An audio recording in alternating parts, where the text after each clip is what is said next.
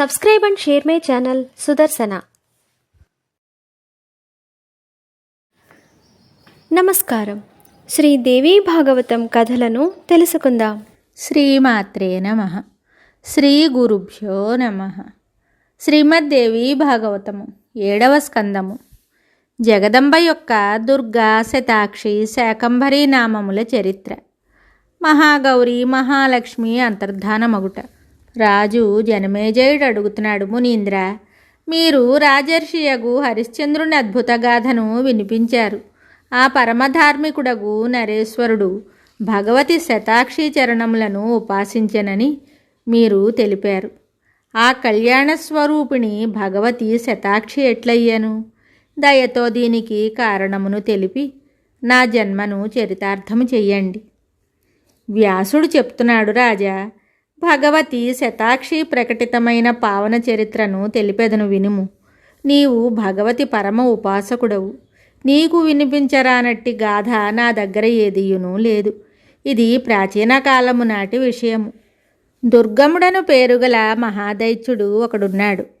అతని రూపము మిగుల భయంకరము. హిరణ్యాక్షుని వంశమున అతడు జన్మించాడు. నీచుడగు ఆ దానవుని తండ్రి రాజగురుడు.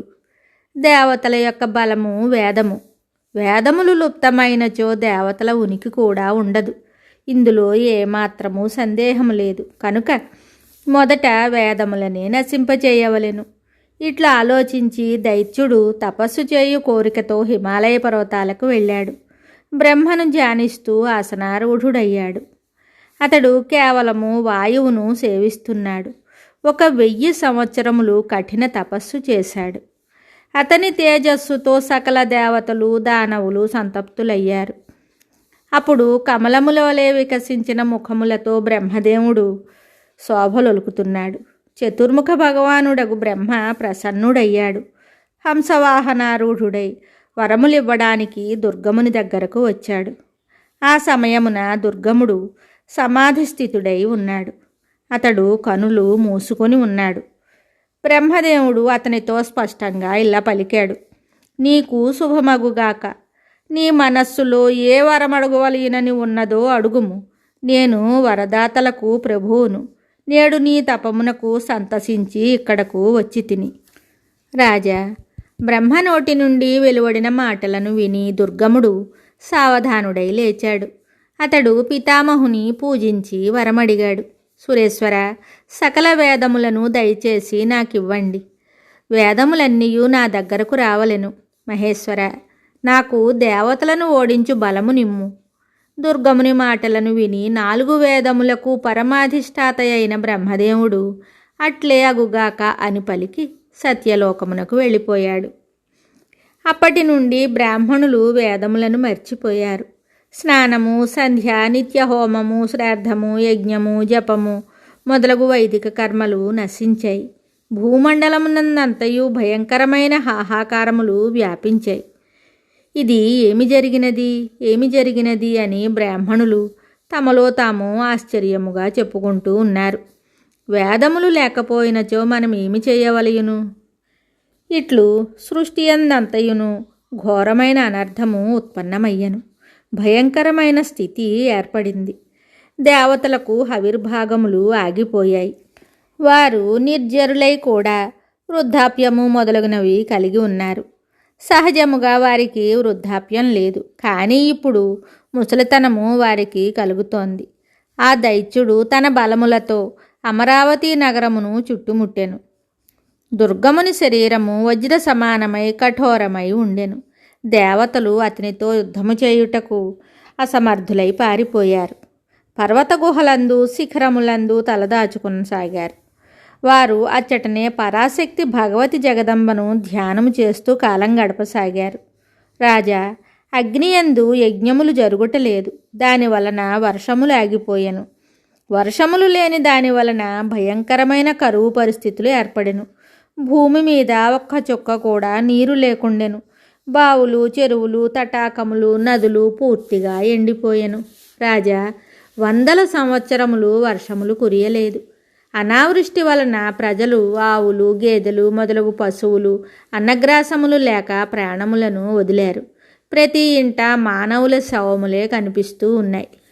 ఇట్లు భయంకరమైన విపత్కర పరిస్థితి దాపురించెను.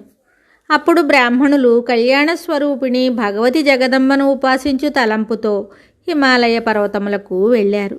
సమాధి, ధ్యానము, పూజల ద్వారా ఆ దేవిని స్తుతించారు. వారు ఆహారం లేకుండా కాలం గడుపుతున్నారు. భగవతిని ఆరాధించుటే వారి ఏకైక లక్ష్యం అయ్యింది. దేవిని శరణుజొచ్చి వారు స్తుతించసాగారు. పరమేశ్వరి, మేము పామరజనులము, మా మీద దయచూపుము. అంబిక, మేము అన్ని విధముల అపరాధులము, అయినప్పటికీ మమ్ములను కృపతో చూడకుండుట నీకు శోభాయమానము కాదు. సకల శరీరములందు నివసించు దేవేశ్వరి, నీ ప్రేరణతోనే దుష్టుడగు ఆ దైత్యుడు ఇదంతయు చేస్తున్నాడు. లేనిచో వాడు ఏమి చేయగలడు? మహేశ్వరి, పదే పదే నీవు ఏమి చూస్తున్నావు? నీవిట్లు తలంచినచో అట్లే చేయుటకు సంపూర్ణ సమర్థురాలు. మహేశాని, భయంకరమైన విపత్తు వచ్చి పడినది, మమ్ము వీని నుండి ఉద్ధరింపుము. అంబిక, జీవనోపాధి లేకుండా మేమెట్లు మనగలము?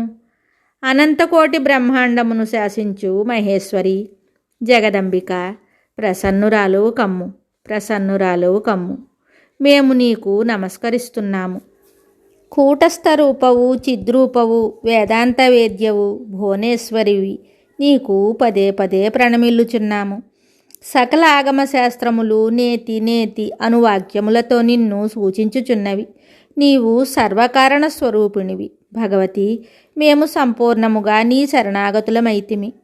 ఇట్లు బ్రాహ్మణులు ప్రార్థించగా భువనేశ్వరి, మహేశ్వరి అను పేర్లతో ఖ్యాతి వహించిన భగవతి పార్వతి తన అనంత నేత్రములతో దేదీప్యమానురాలై దివ్యరూపమున వారికి తన దర్శన సౌభాగ్యమును కలుగజేశాను. ఆమె ఆ విగ్రహము కాటుక కొండతో ఉపమింపదగినది అయి ఉండెను. నీలకమలముల వలె ఆ దేవి కనులుండెను. భుజములు ఉన్నతములై ఉండెను. విశాలమైన వక్షస్థలము, చేతులలో బాణములు, కమల పుష్పములు, చిగురుటాకులు, దుంపలు, కూరగాయలు సుశోభితములై ఉండెను. దానివలన ఆకలిదప్పులు, వృద్ధాప్యములు తొలగిపోవును. శాకములు, ఖాద్య పదార్థములు ఆమె తన చేతియందు ధరించి ఉండెను. రసభరితములైన పండ్లు ఆ దేవి చేతులలో ఉండెను. గొప్ప ధనస్సుతో ఆ దేవి భుజము శోభాయమానమై ఉండెను. సమస్త సౌందర్యమునకు సారరూపమగు ఆ భగవతి రూపము మిగుల కమనీయముగా ఉండెను. కోట్ల కొలది సూర్యులతో సమానమై దేదీప్యమానమగు ఆ తల్లి విగ్రహము అగాధ కరుణారస సముద్రమై ఉండెను. అట్టి దివ్య దృశ్యము దేవతల ఎదుట ప్రత్యక్షమయ్యను. తరువాత జగత్తును రక్షించుటయందు తత్పరురాలై కరుణార్ద్ర హృదయయగు భగవతి తన అనంత నయనముల ద్వారా వేల కొలది జలధారలను వదలసాగాను. ఆమె కనుల నుండి వెలువడిన జలముల వలన 9 రాత్రులు 3 లోకములందు కుంభవృష్టి కురియసాగాను. ప్రాణుల దుఃఖములను చూచి భగవతి నేత్రముల నుండి అశ్రువుల రూపమున జలధారలు కురిసెను. నీటిని పొంది ప్రాణులన్నీయును మిగుల తృప్తి చెందెను. ఓషధులన్నీయును చిగురింపసాగాను. రాజా, ఆ జలముతో నదులు, సముద్రములు ఒడ్డులు నరసి ప్రవహింపసాగాను. దాగియున్న దేవతలు వెలుపలికి వచ్చారు. దేవతలు, బ్రాహ్మణులు కలిసి ఏకకంఠముతో భగవతిని స్తుతింపసాగారు. మిగతా కథ తరువాయి భాగంలో తెలుసుకుందాము. శుభం. శ్రీ దేవీ భాగవతం తరువాయి భాగంలో మళ్ళీ కలుద్దాం. నమస్కారం. Subscribe and share my channel Sudarshana.